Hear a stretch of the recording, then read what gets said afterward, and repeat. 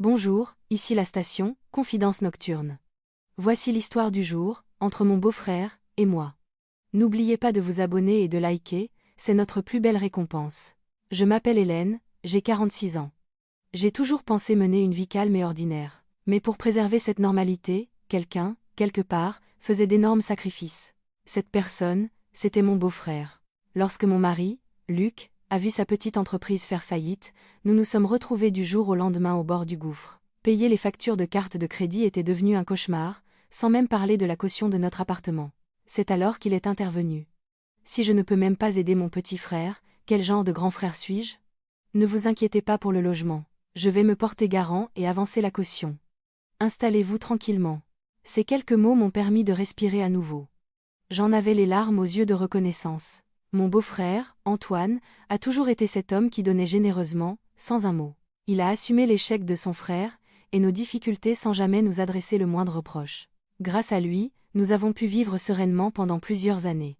Luc a retrouvé un emploi stable et notre fille, Chloé, a grandi sans souci. Mais à un certain moment, son regard a commencé à changer. Un regard glacial. Un silence pesant lorsqu'il s'approchait de moi quand j'étais seule. Et parfois, le bout de ses doigts qui s'attardait un peu trop longtemps. Ce n'est que mon imagination.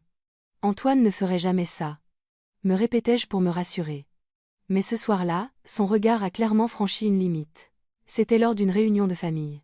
Luc était occupé à trinquer avec ses cousins, et je me suis retrouvée dans la cuisine avec Antoine, à éplucher des clémentines. Vos mains sont toujours aussi belles, Hélène. Même avec l'âge, elles ne changent pas. C'était une remarque un peu maladroite, mais j'ai souri pour ne pas y prêter attention. Il avait toujours eu cette façon de parler. Sauf que cette fois, c'était différent. Alors que je tenais une clémentine que je venais d'éplucher, il l'a fixée un instant, ses pupilles vides de toute gratitude, mais remplies d'un désir brut. Nos regards se sont croisés et mon cœur a raté un battement. Oh, pardonnez-moi, Antoine. J'étais ailleurs. J'essayais de cacher mes mains tremblantes. Mais Antoine n'a pas arrêté. Ça fait longtemps que je vous trouve très belle, Hélène. Vraiment. Comment pouvez-vous être si élégante et si séduisante à la fois? J'ai eu le souffle coupé.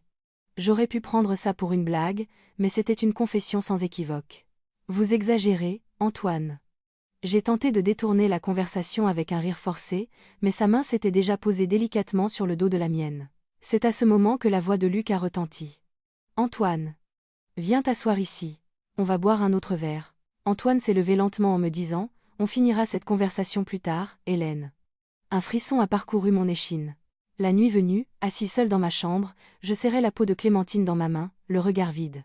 Le contact de sa main sur la mienne semblait gravé au fer rouge. Ma gratitude commençait à se transformer en malaise. Le lendemain, il est venu devant chez moi. C'est pour acheter des friandises à ma nièce. Il tenait une enveloppe. Le chèque cadeau du Monoprix dont vous parliez l'autre jour. Dans une main, le chèque cadeau, dans l'autre, le souvenir de ses paroles et de son regard de la veille. J'ai pris l'enveloppe sans réfléchir en baissant la tête, mais je savais. À partir de maintenant, il n'était plus seulement un membre de la famille pour moi.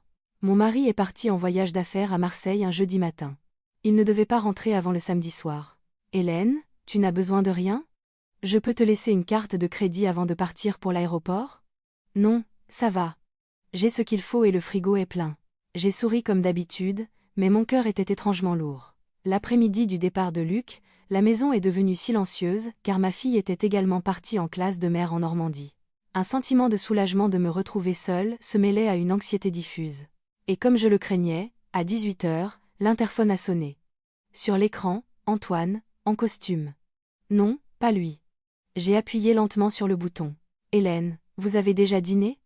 Ah, non, pas encore. Que se passe-t-il?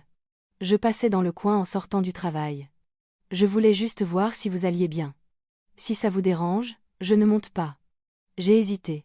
Mais quand on a une dette envers quelqu'un, même un refus devient difficile. Finalement, j'ai ouvert la porte.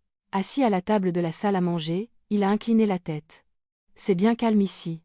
Luc est en déplacement, à Marseille. À cet instant, le regard d'Antoine a changé. Il y avait une sorte de relâchement, une liberté nouvelle. Ah, nous sommes donc seuls tous les deux. Je n'ai rien pu dire. Il a sorti une bouteille de vin du frigo. Un grand cru de Bordeaux qu'il avait apporté lors de la dernière réunion de famille. On voulait l'ouvrir ce jour-là, mais on n'a pas eu l'occasion. On boit un verre ensemble? Non, merci, ça va pour moi. Juste un verre. Finalement, un verre de vin s'est retrouvé dans ma main. Au début, nous avons échangé des banalités. Mais au deuxième, puis au troisième verre, le ton de ses paroles a subtilement changé. Vous êtes encore plus belle qu'avant, Hélène. Ou c'est juste moi qui le ressens? Antoine, c'est un peu. Vous êtes trop bien pour Luc. Il ne vous mérite pas. Laissez une femme aussi magnifique seule, pendant qu'il ne pense qu'à son travail. J'ai essayé de me lever, mais à cet instant, il a attrapé mon poignet. Juste une fois. Juste pour ce soir, restez avec moi. J'ai cru que j'allais suffoquer. Samedi soir. Une grande brasserie parisienne. La famille était réunie pour l'anniversaire de Chloé. Luc venait d'arriver de Marseille, et j'étais déjà sur place pour préparer la table. Peu après, Antoine est entré. Impeccable en costume, il a tendu un paquet cadeau à ma fille avec un grand sourire. Joyeux anniversaire, ma Chloé. Ton oncle t'a préparé quelque chose de spécial. L'ambiance était joyeuse, mais j'étais complètement crispée. Pourquoi ici? Pourquoi maintenant? Il savait. Il savait que Luc venait d'arriver et que c'était une occasion officielle de m'approcher. Tout au long du repas, son regard était fixé sur moi, assise à côté de lui. En faisant semblant de manger, son genou effleurait le mien, et en me passant le verre d'eau, le dos de sa main touchait intentionnellement la mienne. Je sentais la sueur perler dans la paume de la main qui tenait ma cuillère. Ça va, Hélène? Vous êtes un peu pâle. Ah, c'est juste que j'ai un peu chaud. Il a esquissé un sourire. Tiens, moi aussi, j'ai soudainement mal au ventre. Je dois aller aux toilettes. Puis, posant légèrement la main sur mon épaule, il a ajouté, vous pourriez m'accompagner? Juste pour me montrer où elles sont. Mon mari a ri. Antoine, tu peux demander à un serveur. Pourquoi la déranger? J'ai hésité, puis je me suis levée. J'avais un mauvais pressentiment, mais refuser maintenant aurait rendu l'atmosphère encore plus étrange. Les toilettes se trouvaient au fond du restaurant, après un long couloir. Au moment où la porte s'est refermée derrière nous, sa main a encerclé ma taille. Hélène. Ne faites pas ça, Antoine. Toute la famille est là. C'est justement pour ça que c'est le moment. Personne ne nous soupçonnera. À peine avait-il prononcé ces mots qu'il m'a plaqué contre le mur, près des lavabos. Ce soir-là, et aujourd'hui encore, je deviens fou. J'ai tenté de me débattre, mais sa chaleur, son souffle, tout était trop proche. Savez-vous à quel point je vous désire? Si vous n'étiez pas la femme de mon frère, je vous aurais conquise depuis longtemps. Arrêtez, s'il vous plaît. Mais ses mains descendaient de plus en plus bas. Des larmes ont perlé dans mes yeux. À cet instant, la voix de ma fille a retenti de l'extérieur. Maman, t'es où? Saisie de panique, je l'ai repoussée de toutes mes forces et j'ai ouvert la porte en trombe. En retournant à la table, j'avais l'impression de sentir encore son contact sur moi. J'ai rajusté mon col en m'asseyant. Luc, ignorant tout, m'a dit, pourquoi as-tu mis autant de temps? Antoine est sorti directement, d'ailleurs. J'ai hoché la tête sans un mot, le regard baissé. Ce soir-là, je suis restée un long moment sous la douche, l'eau coulant sur moi, mais aucun jet d'eau ne pouvait effacer son contact. Le lendemain matin, sur la table, il y avait des tartines grillées et un œuf au plat préparé par mon mari. Tu as dû être fatiguée hier, Hélène. Chloé était si contente. D'ailleurs, Antoine est parti discrètement à la fin, il a disparu sans même un coup de fil. Pour toute réponse, j'ai pris ma tasse de café. Mes mains tremblaient légèrement avant même que mes lèvres ne la touchent. Disparu sans un coup de fil. Ces mots résonnaient étrangement. Ce qui m'est venu à l'esprit à ce moment-là n'était ni son visage ni sa voix. C'était le silence des toilettes, son souffle rauque, ma propre voix refusant, et sa main ignorant tout pour s'approcher. Qu'est-ce qui ne va pas? Tu te sens mal? M'a demandé Luc, en me regardant. J'ai forcé un sourire. Non, juste un peu fatigué. Voilà, il ne s'est rien passé. C'était juste un mauvais rêve. C'est ainsi que j'ai essayé de commencer une journée normale. Accompagner ma fille à l'école, faire les courses, nettoyer la maison. Mais à chaque instant, j'avais l'impression de sentir son contact. En sortant le linge de la machine, j'ai soudainement sorti le chemisier que je portais ce jour-là et l'ai caressé. Là où sa main s'était posée, une énergie désagréable semblait encore persister. Hélène. Un SMS est arrivé sur mon téléphone. C'était Antoine. Je suis désolée pour hier. J'ai perdu la tête. Mais ce n'était pas seulement moi, n'est-ce pas? J'ai senti le bout de mes doigts se glacer. Ce qui était le plus effrayant, c'était que son message commençait par des excuses. Il savait qu'il avait mal agi. Et pourtant, à la fin, il essayait de m'impliquer. Ce n'était pas seulement moi, n'est-ce pas? J'ai retenu mon souffle. Je n'ai pas répondu. Mais je ne pouvais pas simplement ignorer. Dans l'après-midi, il est revenu.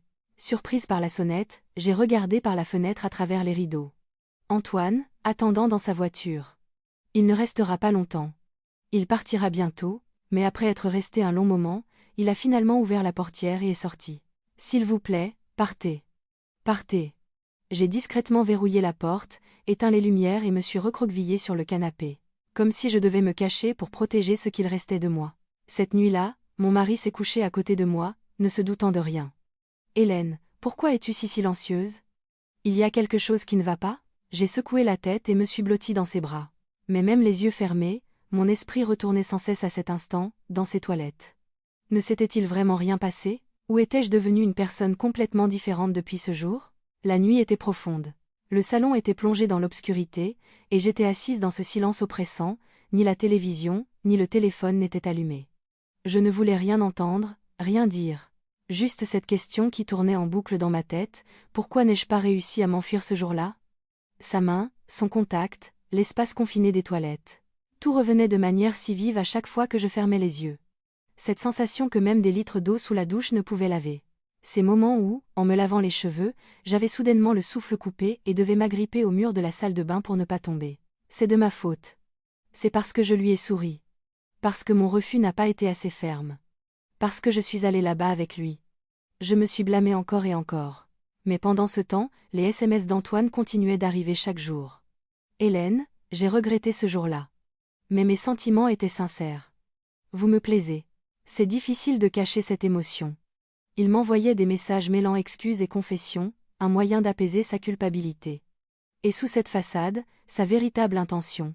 Je regardais longuement l'écran, incapable de supprimer ou de répondre, et je retournais simplement mon téléphone. Dehors, la lumière des lampadaires vacillait.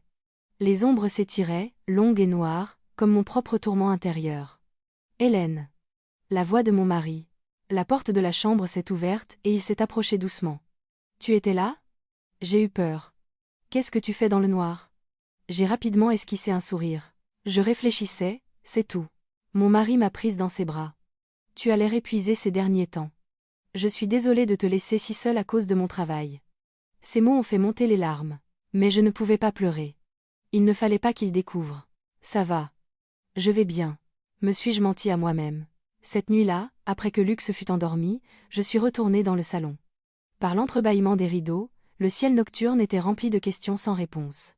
Dimanche matin, un petit sac en papier se trouvait devant la porte. À l'intérieur, quelques boîtes de vitamines et une lettre. Et cette odeur de parfum, son parfum familier. « Vous avez l'air très fatigué. J'ai pris ce que vous aimez. Ne le prenez pas comme une obligation. C'est juste ma seule façon de prendre soin de vous. » J'ai serré le sac contre moi, restant longtemps dans l'entrée. Pourquoi ? Pourquoi continue-t-il ? Après l'incident des toilettes, je n'avais donné aucune réponse. Je n'avais répondu à aucun appel, ni à aucun SMS. Mais il ne s'était jamais arrêté. Cet après-midi-là, j'ai pris mon courage à deux mains et je suis sortie seule. Je suis allée à la bibliothèque, puis j'ai pris un café. J'avais besoin d'air frais.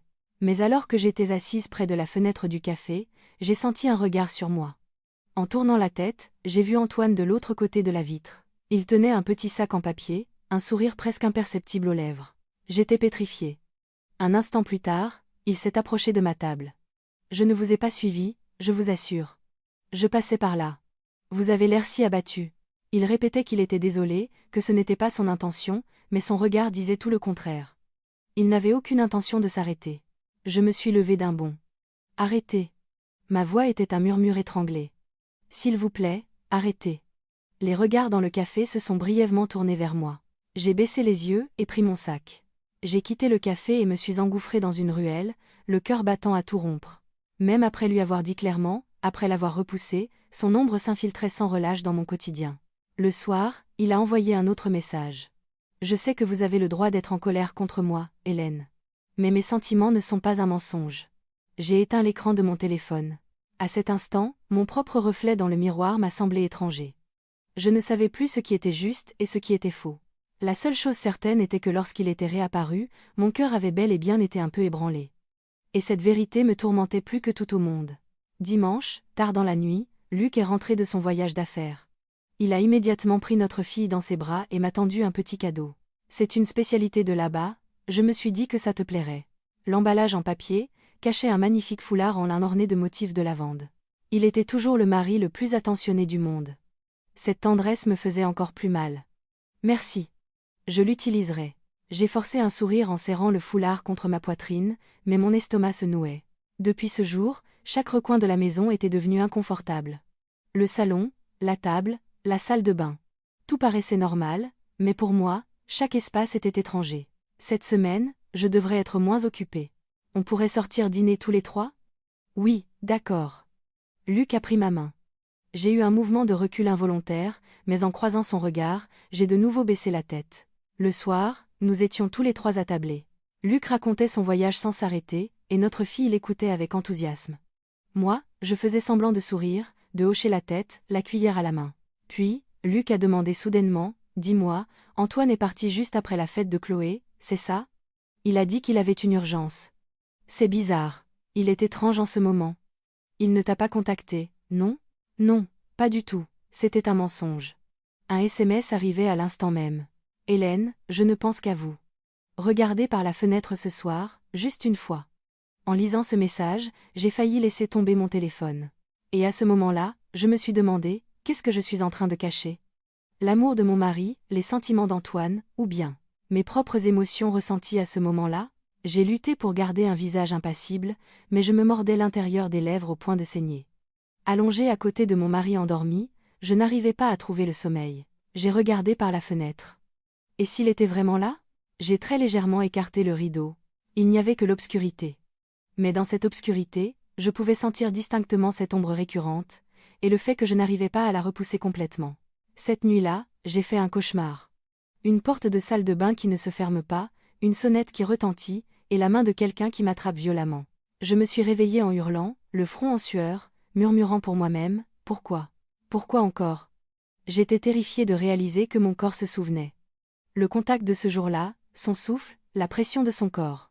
Même après une douche, après m'être lavé les mains et retourné au lit, il ne partait pas. Ce soir-là, Luc avait une réunion tardive et notre fille m'a envoyé un SMS pour dire qu'elle allait chez une amie. J'étais seule à la maison. Ce silence. Si cette situation se répète? À cette pensée, la sonnette a retenti. J'ai retenu mon souffle.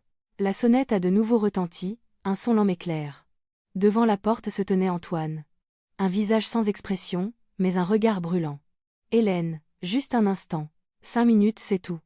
Rentrez chez vous. J'ai beaucoup réfléchi depuis ce jour-là. Pourquoi j'ai fait ça? Pourquoi je ne peux pas m'arrêter? » Je tenais fermement la porte en secouant la tête. « Nous sommes une famille.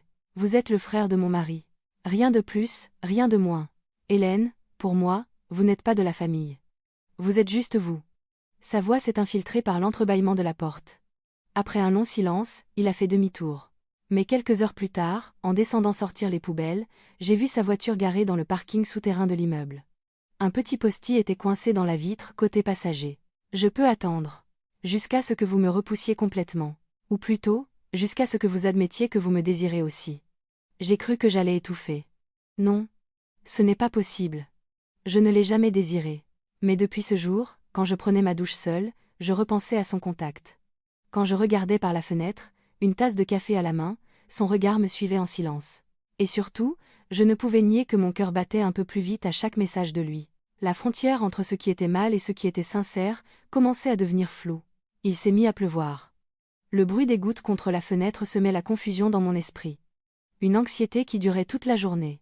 Mon mari était en déplacement pour 2 jours et ma fille en voyage scolaire. Et de nouveau, il est venu. Cette fois, il n'a même pas sonné. Il se tenait silencieusement devant la porte et m'a envoyé un SMS. « Hélène, laissez-moi juste voir votre visage une fois, et je repartirai. » J'ai regardé mon téléphone et me suis effondrée sur le sol. Non. N'ouvre pas. Mais son ombre s'était déjà glissée sous la porte. J'ai ouvert. Nous nous sommes fait face sans un mot. Je me suis retournée en silence et j'ai dit, juste 5 minutes. Il est entré dans le salon sans même bien enlever ses chaussures. Un court silence. Puis il s'est approché le premier. « Hélène, pourquoi m'évitez-vous? Vous croyez que je vous vois de la même façon depuis ce jour? Ce jour-là, j'étais aussi confus que vous. Mais je ne regrette pas. » Sa main a lentement caressé ma joue. J'ai tourné la tête pour le repousser. « Arrêtez. Ce moment même est une erreur. Alors pourquoi ne me repoussez-vous pas maintenant? » Je n'ai pas pu répondre. Nos souffles se sont rapprochés, le bout de mes doigts tremblait. Son visage s'est approché et ses lèvres se sont posées sur les miennes. J'ai d'abord essayé de le repousser, mais mes forces m'ont abandonné. Peut-être que c'était mon cœur qui avait déjà cédé depuis longtemps. Hélène, sans vous, j'ai l'impression d'étouffer. Ne dites rien, je vous en prie. Ma main tremblante agrippait le bouton de sa chemise. Nous avons basculé ensemble sur le canapé. Un baiser humide. Au moment où nos souffles se mêlaient, des larmes ont rempli mes yeux. Je savais que ce n'était pas de l'amour. Mais c'était follement réconfortant. Dans un tourbillon d'émotions où le désir se mêlait au réconfort, je suis devenue une avec lui. Dehors, la pluie s'intensifiait, tandis que la pièce brûlait en silence. Il a plu toute la nuit. J'étais assise, anéantie, sur le canapé. Sa chaleur avait disparu, mais mon corps était encore brûlant. Quand je fermais les yeux, ses mains, son souffle, ses murmures revenaient. Quand je les ouvrais, c'était le visage de ma famille qui apparaissait. Ce n'était plus un secret que je pouvais garder. Cette relation était un péché, et j'étais au cœur de ce péché. Ce matin-là, mon mari est rentré. Il a souri comme si de rien n'était. Il a beaucoup plu hier, non? Tu as du mal dormir. Tu as l'air fatigué. Ces mots m'ont brisé le cœur. Oui, je crois que j'ai un début de rhume. Mon mari a posé sa main sur mon front. Tu n'as pas de fièvre, mais repose-toi aujourd'hui. Cette tendresse, cette attention si banale. Tout cela m'enfonçait encore plus profondément. Dans l'après-midi, j'ai envoyé un message à Antoine. Il faut qu'on parle ce soir. Venez seul. Mon mari avait un dîner d'entreprise. Ma fille était sortie chez une amie. J'ai posé une infusion chaude sur la table et je l'ai attendu.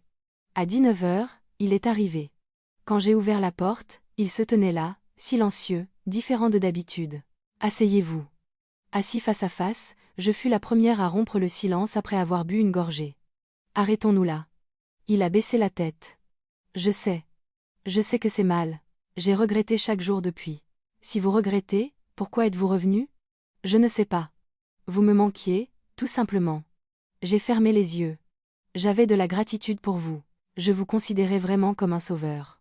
C'est pour ça que j'ai encore plus peur. Peur d'avoir sali moi-même ce sentiment. Il a fermé les yeux à son tour, silencieux. Je veux arrêter, maintenant. Il s'est mordu la lèvre et a demandé, allez-vous le dire à Luc? J'ai longuement hésité. Je ne sais pas. Je ne sais pas s'il vaut mieux le dire ou vivre avec ce secret.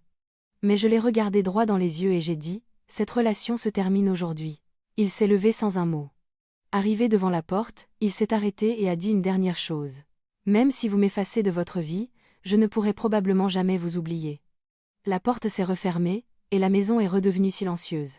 Je me suis effondrée sur le canapé, la main sur le cœur. Toutes les émotions que j'avais refoulées ont jailli, la culpabilité, le désir, le regret. Et pour la première fois, un sentiment de soulagement. La pluie avait cessé, et des étoiles commençaient à briller dans le ciel. Quelques jours ont passé. En apparence, tout était redevenu normal. Mon mari était toujours aussi attentionné, ma fille ne se doutait de rien. Antoine n'avait plus donné aucun signe de vie. Jour après jour, je reconstruisais ma routine, respirant avec précaution.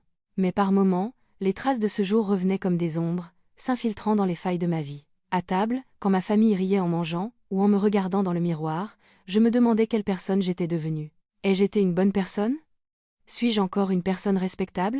Ces questions restaient sans réponse, mais chaque matin, je faisais mon lit, préparais le déjeuner de ma fille, et repassais les chemises de mon mari. J'avais commencé à reconstruire mon quotidien. Un jour, j'ai eu des nouvelles d'Antoine par mon mari. Mon frère vend son appartement et déménage en province. Il a démissionné, comme ça, d'un coup. J'ai levé la tête, surprise, mais j'ai gardé un visage impassible. Ah bon? Pourquoi? Je ne sais pas trop. Il devait être à bout. Il avait l'air épuisé ces derniers temps. Je n'ai rien dit. Le soir, seul dans le salon, j'ai sorti un petit carnet. Une courte phrase y était écrite, « Je veux redevenir moi-même ». En regardant cette phrase, j'ai pleuré longtemps. Ces larmes n'étaient pour personne, ni de haine envers qui que ce soit. C'étaient des larmes pour me pardonner à moi-même. J'ai regardé par la fenêtre. Le ciel nocturne était rempli d'étoiles, et une voix à la radio a attiré mon attention. La vie est une succession d'erreurs et de rétablissements. Parfois, le simple fait d'admettre son erreur est le début du rétablissement.